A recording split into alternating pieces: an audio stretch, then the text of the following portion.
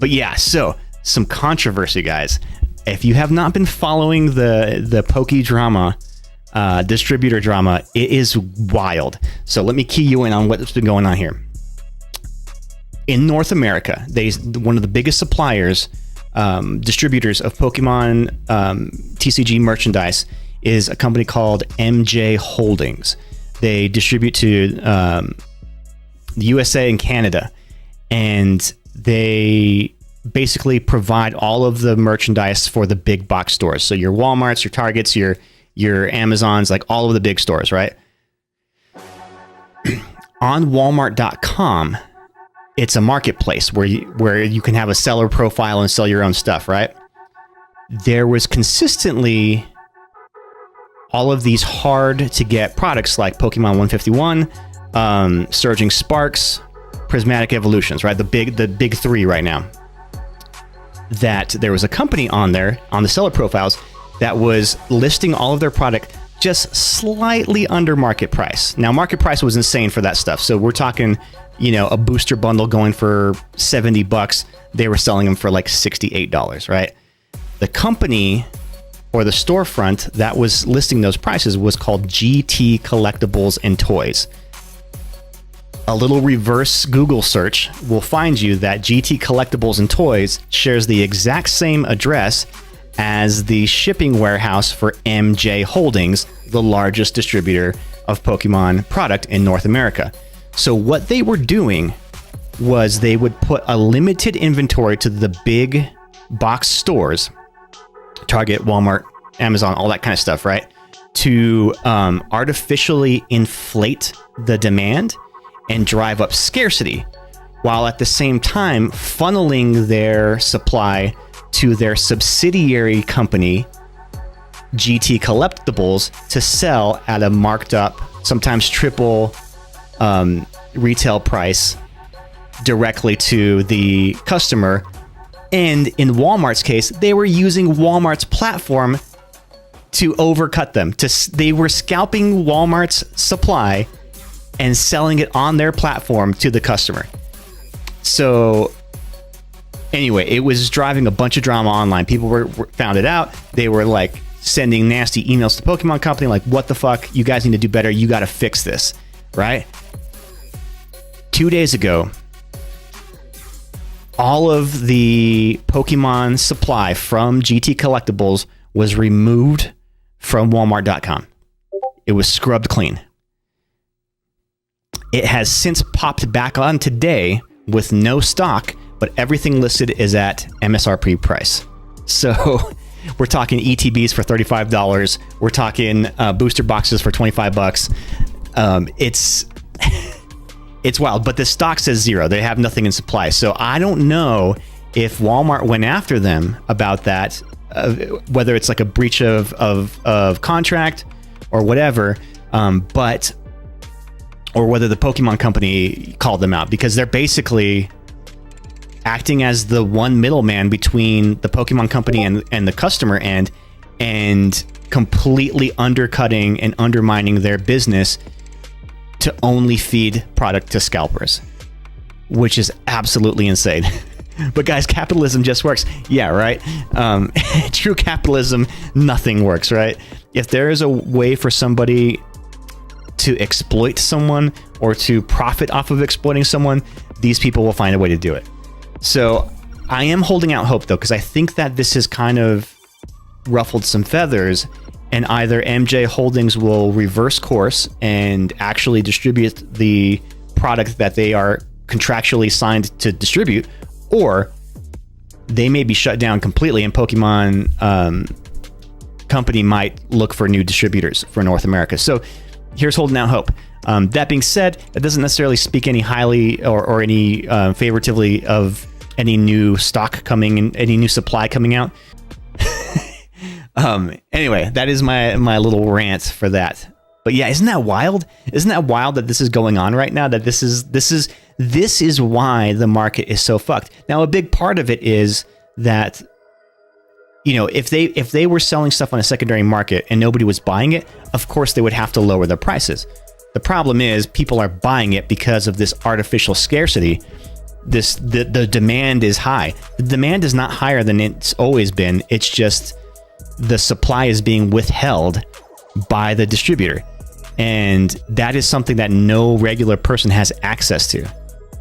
It's not the only reason fucked. It's fucked. It's a vicious cycle. Yeah, and then like of course you've got like the big rip and shippers who are just buying pallets and pallets and pallets of stuff directly from those distributors and kind of backdooring it or giving them kickbacks or whatever. So there's a lot of screwy shit going on right now. So those of you today that were able to snag some Pokemon product at MSRP, fuck yeah, guys. You guys rock. More power to you. And stick with it, because I think that that's the important thing is we can't let the scalpers win. We can't let these companies win. So the only thing we can do is vote with our wallets and to not pay those prices. I think demand is higher, but not a lot. Just, yeah, of course.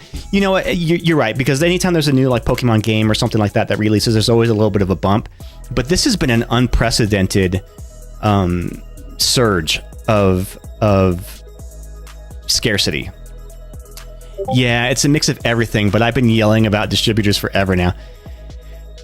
Yeah, it is super crooked too, because the real victims in all of this are the people who are just trying to buy some packs, or kids that are trying to start their collections, or people who just want to, you know, have a pack or two every now and then to rip. Like, they're not trying to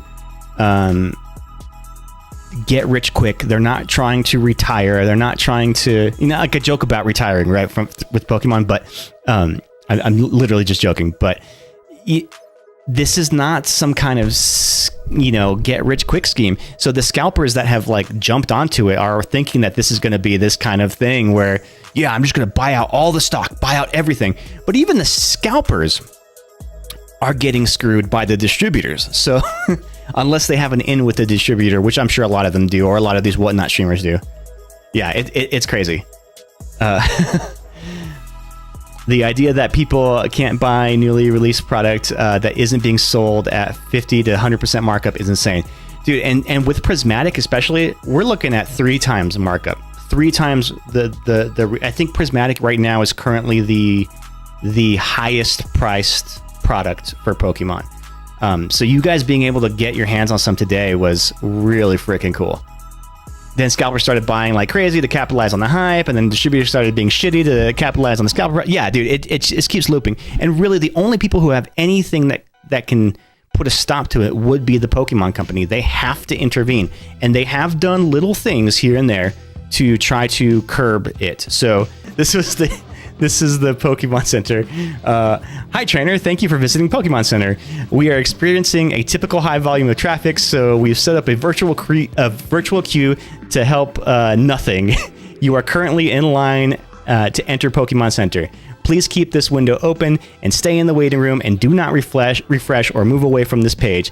You will automatically be directed to this site. Never.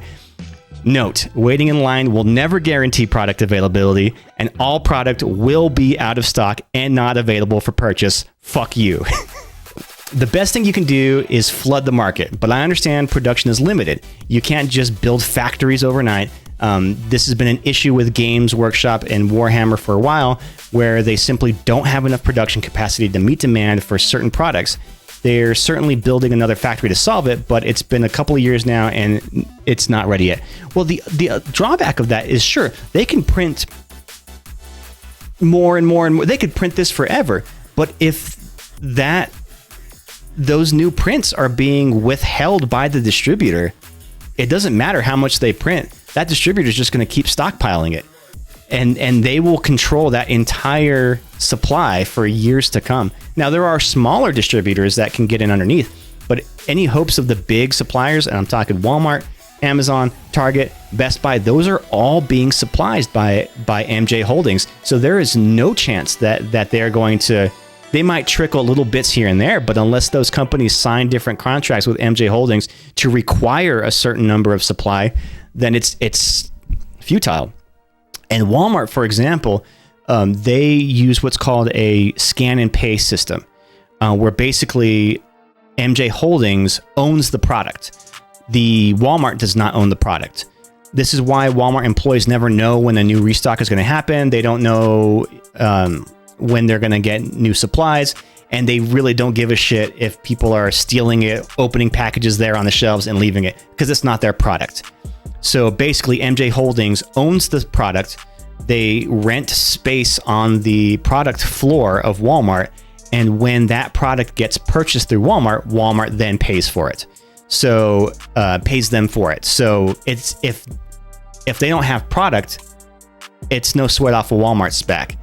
But so anyway, yeah, I have learned so much about the distribution system of Pokemon cards in the last like 4 or 5 days that it's kind of mind blowing. I'm like, wow, what a racket this is to be like a distribution company. They literally hold all the cards.